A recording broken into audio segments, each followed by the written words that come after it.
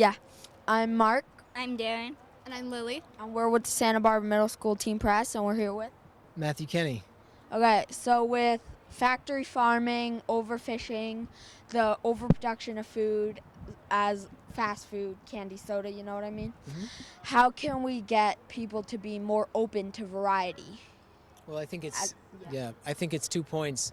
The first one is to make healthier food attractive to people. Make it taste good and look good, and make it accessible and not too expensive. The problem in the past is that healthier cuisine has been boring and kids don't like it. So I make a lot of desserts that like even kids will like.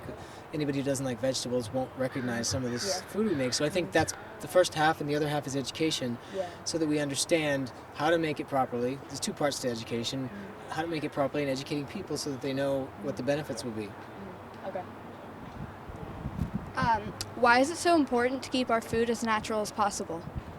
Well, if we don't, we're relying on synthetics and all of these things that, chemicals and preservatives and hormones and all of these things that are disease-causing, cancer-causing, illness-causing, and so that's why we have rapid increase in disease throughout the nation. I mean, we've never seen the level of heart disease, weight-related diseases like diabetes in kids as young as 13 years old now. People who are 20 years old being diagnosed with heart disease because of the way we're eating foods that bodies are just not meant to process. How does the food we eat today, how is it relative to the future? Well, I believe that to be sustainable, for us to sustain, because our population is growing so quickly, we don't have the same resources for farming and for factory farming. The production of meat, for example, is probably going to be the most harmful thing to our environment over the next 20 to 30 years.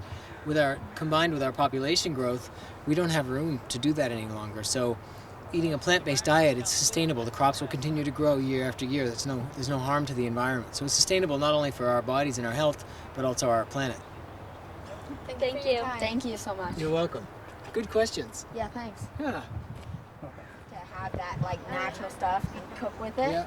So I go on Saturday to the farmer's market and get what I need, and then I make something with it every night on Saturday. It's great to work at the markets. Well, if you like cooking and you end up going in a career in that direction, the natural food way is such a great career these days because there's so much opportunity because people are starting to embrace it. Yeah. So like my students at my school, they're getting book contracts, they're opening restaurants. Wow. One of them has a product line out, and whereas traditional cooking schools, students graduate and they don't always have the same opportunities for employment. Yeah. So there's a lot of room in this world for room to grow, and room to change, to be creative and do something different. Yeah. So okay, thank you. Great. Thank you. Thank you. Have a good afternoon. You too.